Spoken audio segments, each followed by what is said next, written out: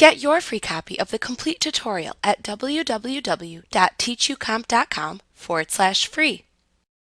With Publisher, you can format tables to enhance their appearance. Publisher has many default table styles you can apply. In addition to these default table styles, you can also select individual table elements and apply your own custom formatting. To apply a table style, start by clicking into the table to format. Next, click the Design tab of the Table Tools contextual tab in the ribbon. The styles you can automatically apply are shown in a list within the Table Formats button group. Scroll through the list and click the one you want to apply to the table. To customize the appearance of these default table formats, click the More button in the lower right corner of the Table Formats list to display a drop-down menu of the table styles. Then select the Table Auto Format command from the bottom of the drop-down menu. In the Auto Format dialog box that appears, you can select a format to use from the Table Format list. The format will appear in a preview to the right of the list.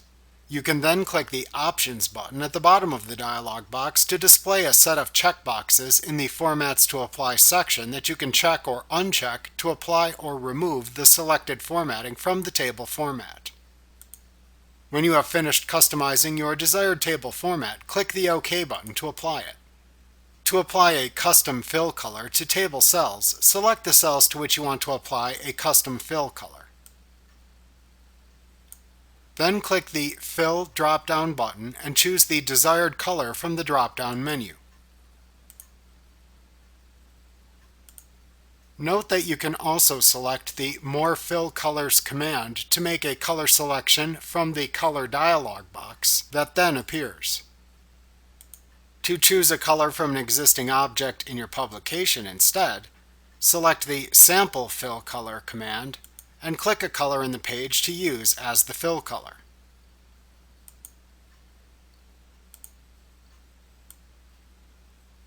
You can select the Tints command to open the Tints dialog box where you can choose a color and then select the tint to use. You can select the No Fill command from the drop-down button to remove fill color from the selected cells. You can also format the borders of selected table cells. To do this, select the cells to which you want to apply borders. Then use the Line Weight drop-down in the Borders button group on the Design tab of the Table Tools contextual tab within the ribbon to select a border thickness. Use the Line Color drop-down button to choose a border color. Use the Borders drop-down to select to which of the selected cell borders to apply the custom border style from the drop-down menu of border choices.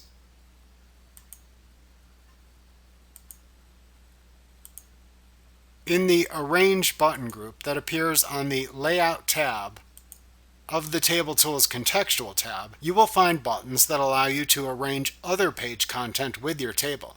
Click the Wrap Text drop-down button to select one of the preset text wrapping options for the table. If you have overlapping objects, you can click either the Bring Forward or Send Backward drop-down buttons to change the order in which the table and those objects overlap each other.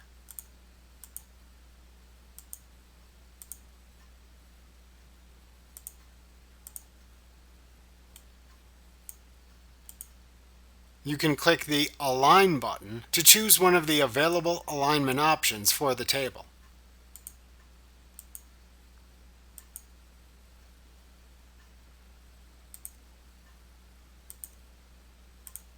To group your table with other selected objects so that they act like a single object, select the objects and then click the Group button. Click the Ungroup button when selecting a grouped object to separate it into its individual components again. Click the Rotate button to select a rotation option for the selected table. In the Size button group that appears on the Layout tab of the Table Tools contextual tab in the ribbon, you can enter a height and width for the selected table. Check the Grow to Fit Text checkbox to ensure the table will expand to contain text entered into its cells.